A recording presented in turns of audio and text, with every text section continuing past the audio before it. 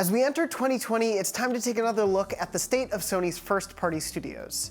Since we looked at the slate of PlayStation in-house developers last, several games have been released and a new team has been added to the fold. From recently released hits to the eventual debuts of The Last of Us Part 2 and Ghost of Tsushima, let's take a look at what every studio in Sony's stable is working on. After years of teases, Bend Studio finally released its post-apocalyptic thriller and motorbike simulator, Days Gone. Set in the Pacific Northwest, Bend's open-world adventure introduced us to Freaker Hordes, Booze Man, and Deacon St. John, while also, spoilers, possibly tying in a beloved Bend franchise into its world. Bend is currently working on Days Gone. Still, Bend has actually done a great job of post-launch support for Days Gone, from performance patches to free weekly challenges, and even wackier DLC options like a Death Stranding-themed bike. Guerrilla Games' last release was Horizon Zero Dawn, the 2017 hit that introduced PlayStation 4 owners to a world of fascinating robotic beasts to fight in an intriguing world. Guerrilla released a big expansion to Horizon the Frozen Wilds later that year. While the studio had been primarily known as the House of Killzone, Guerrilla's success with Horizon has primed them to continue that franchise. Sony hasn't properly confirmed a sequel just yet, but given the millions and millions of copies sold, it feels more like a when than an if. It is worth noting that Guerrilla's former head, Herman Hulst, is now the new head of Sony Worldwide Studios, though. Insomniac Games' last first-party release, well, technically as a first-party studio, there was no last release. Sony officially brought longtime partner Insomniac Games into the fold as a proper first-party studio earlier this year in 2019, following the huge success of PS4 exclusive Marvel's Spider-Man. Sony and Insomniac have long worked together, even as Insomniac remained independent. But the studio has been responsible for many beloved Spyro and Ratchet and Clank PlayStation exclusives throughout the years. As for what they're working on next, we don't really know. Insomniac hasn't officially announced a new game as part of Sony's first-party stable. Common wisdom suggests a Spider-Man sequel is an inevitability, and many, myself included, wouldn't mind seeing another Ratchet and Clank as well after the impressive 2016 reboot/remake.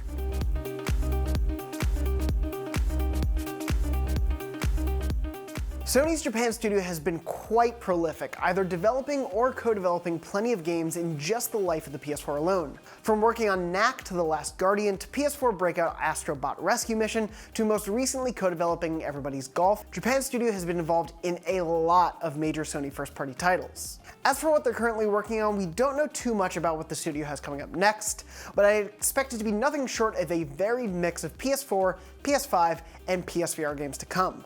We do know Japan Studios' Astrobot was demoed during a PS5 briefing to Wired, which likely means at least that team within the studio is experimenting with the next-gen hardware.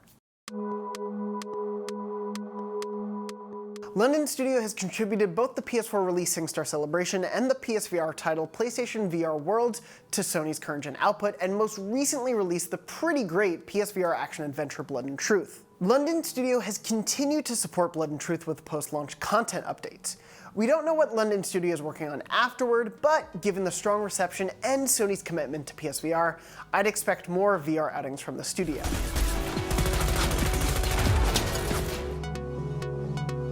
Sony started Manchester Studio in 2014, formerly under the name Northwest Studio, for PSVR development. However, we haven't quite seen a proper release for them just yet. Both PSVR continuing to be a big push for Sony even into the PS5. Hopefully, we'll see what the studio's up to soon.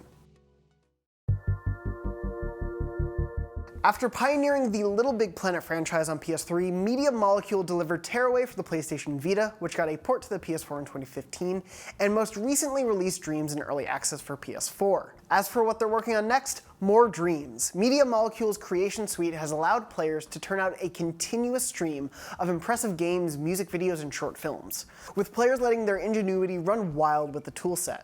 Media Molecule has continued to adjust Dreams in its early access form and recently announced the game is coming out in full on February 14th, 2020.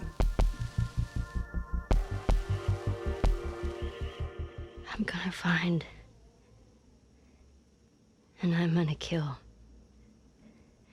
every last one of them. During the life of the PS4, Naughty Dog has worked on a port of The Last of Us, Uncharted 4: Thief's End, and Uncharted The Lost Legacy, the last of which released in 2017. And now, there is a good chance you've heard of The Last of Us Part 2, as it has been in development for a long time. After its unexpected announcement at PSX 2017, Sony has intermittently shown off the highly anticipated sequel, including most recently our first chance to go hands-on with The Last of Us Part 2. And thankfully, we now have a release date, May 29th, 2020, which was a slight delay from the previously announced February 20th, 2020 release date.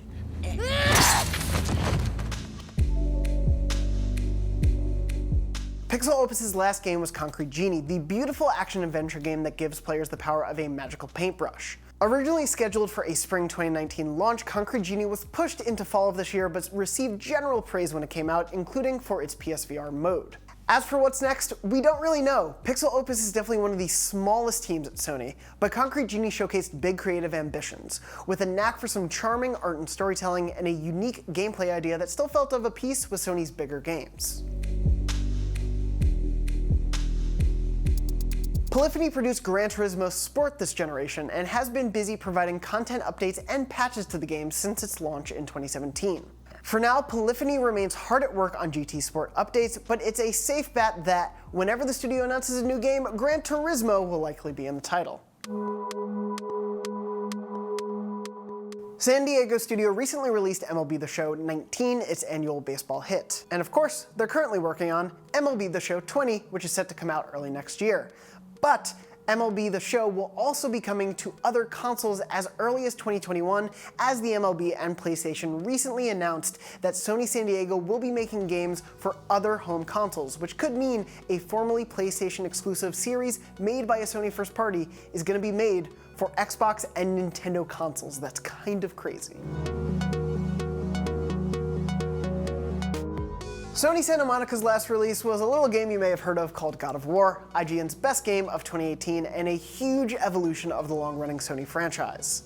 As for what Santa Monica's up to next, we don't know and nothing has been announced as of this time, though given the many Game of the Year awards God of War won, expectations are for some sort of God of War sequel in the future. And while we've talked in generalities about the studio's work on God of War and what's ahead for them with the game's director Cory Barlog, whether it's a sequel or an entirely new project, we're eagerly anticipating what comes next. Can you kill something that big?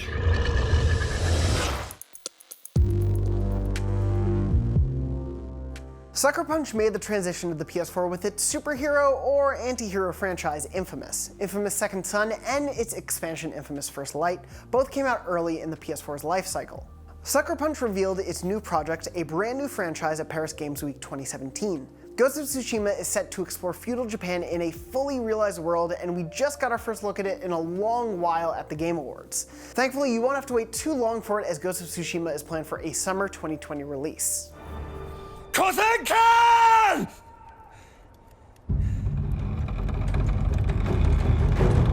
One more thing. We don't have the full details just yet, but another team within Sony's first-party stable is assembling. Older rumors suggest that the new team is working in partnership with Naughty Dog to continue the Uncharted franchise, but as of right now, that's just speculation, and Sony has yet to confirm anything about what the studio is working on. Of course, when we hear more about this studio or any of Sony's other first-party teams, you can be sure to read and watch about it on IGN. And of course, for everything big happening in the world of PlayStation, be sure to check out our weekly PlayStation show, Podcast Beyond, which I host for more insight.